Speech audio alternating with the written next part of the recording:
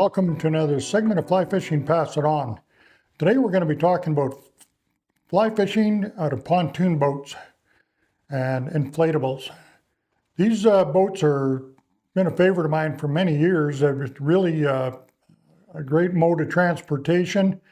I basically got into the pontoon boats and little rafts when I started fly fishing because they were modestly priced, and it was a good entry level way for me to get on the water. And the more I started using them, the more I liked them, and I still enjoy fishing out of them right to this day.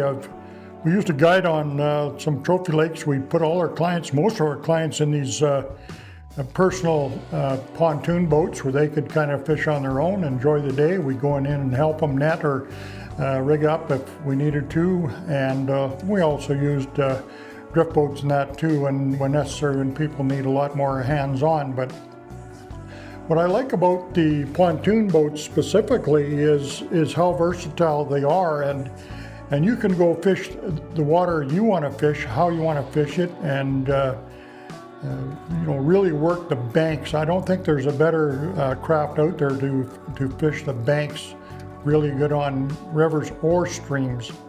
And you basically control where you want to cast and what you like to fish, and it gives you opportunity if you want to go, just sit on some area by yourself and enjoy the quiet day.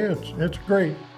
You can pack these little 4-footers too up in the mountain lakes, or if you want to get on some water that's a little hard to get close to with your vehicles, you can pack them on your back. They work really, really well for smaller water bodies.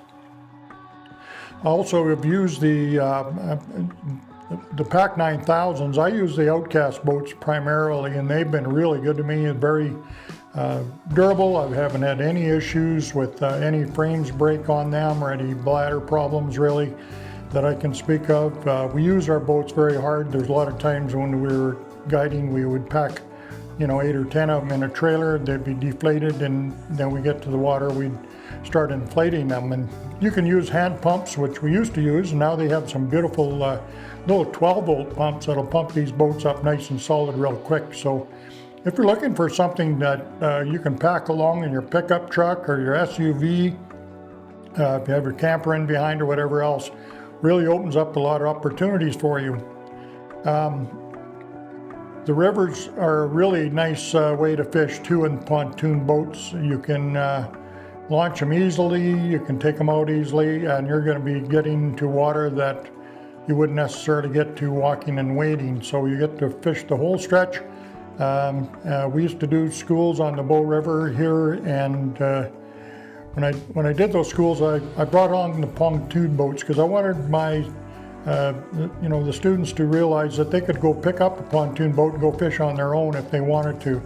And if they wanted to, get guides, that's what we do when we're guiding. We're tying the proper flies on, showing where to fish. We know the hatches, and you roll people in to fish. So, not trying to take any away from the guiding companies. They are, if you're going somewhere, you want a great trip, you better get a good guide, and you'll remember the day. But if you want to do it on your own, these pontoon boats are really a slick way to do things. Now you can rig up these pontoon boats in many different ways.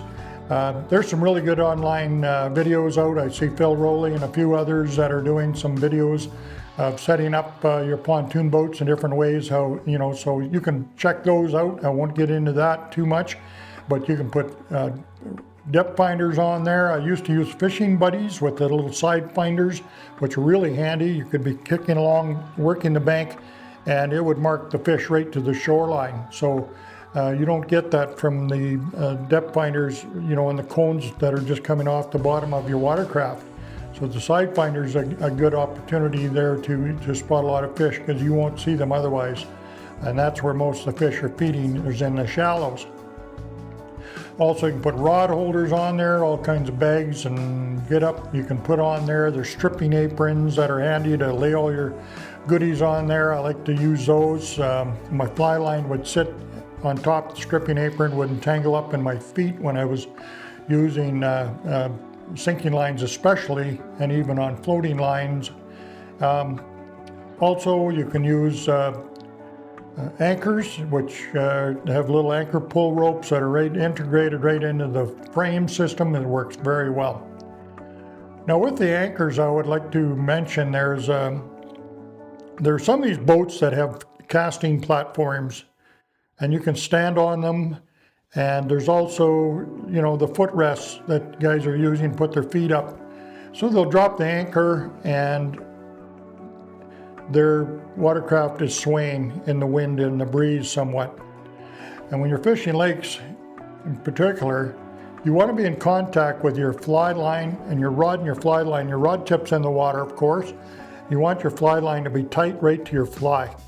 Now, if your boat is swaying, it's going to either be dragging or it's going to be slack. You're going to miss a lot of fish. You won't even know they're eating your fly down the other end because you've got slack in your line, or you're hindering your presentation if it's being just swayed in the wind. So I would recommend strongly that you use your fins. I use force fins all the time, and I could drop my anchor, but I could just kind of stop my boat from swaying just with a fin. And you can kind of a circular kicking motion, and you'll learn how to turn your boat around very easily with that method. Now, that being said, when we're fishing the banks, like I said, that is the most efficient way to fish a lake, in my opinion, is off a pontoon boat. We use all kinds of other boats where you can cross anchor and whatever, but otherwise you'd have to pick up your anchors and move along a shoreline. With these, you can work a whole side of a lake or a lot of area really, really efficiently. Now, something interesting I would like you to know is when you're fishing these banks, I've seen guys turn and they're fishing and they'll throw straight into the bank, get a fish hooked up, and the fish, what they do is they run into the depths of the water. When they get hooked up, they're going to go straight to the deep water for protection, and they'll run right at you, and you'll spit you're going to lose a lot of fish that way. I would always cast at an angle, pretty severe angle to the shore, and when I get hooked up, I could just lift my rod and the fish would be just going out to the deep. So you remain in contact with the fish. You got lots of time. You got, you're easy to land them out there. There's nothing to get snagged up on or whatever. So just something to be mindful of. I've seen a lot of guys make that mistake. So just so you know, you always learn the hard way, or the school of hard knocks, as you say. So I'd like to help you with a little shortcuts on these podcasts. Another thing you want to remember is be safe on the water.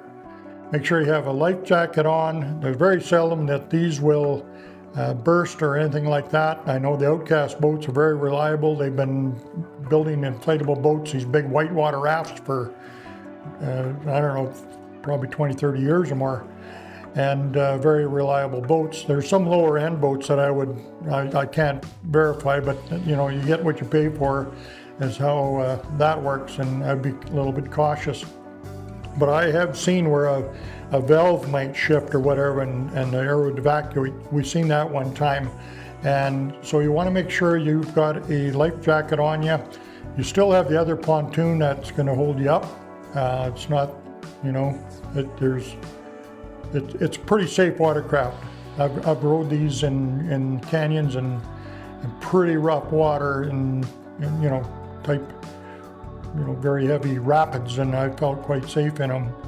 If you use like the Pac 9000s, the 4 chambers on there, they're a great boat. If you want to be changing your fly lines on your pontoon boat, like I say, you have the stripping apron, and you can't reach the end of your 9-foot rod. You don't want to go all the way to shore or go back.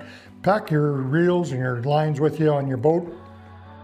If you need to change them out, just take your rod in half, lay the rod tip down, you take your reel off. Of course, you do that first, put your other reel on, and then just string up the bottom. And once you have the bottom strung, then you put your top piece on, or you string the top piece, When you have it all pulled through the top, then you just put the rods together, the rod in half, okay? So it's really easy to do. Make sure you don't drop anything in the water. That's all I'm saying. And if you do pack an extra rod with you, make sure it's secure. I have seen guys lose an extra pack rod on boats because they're not secure.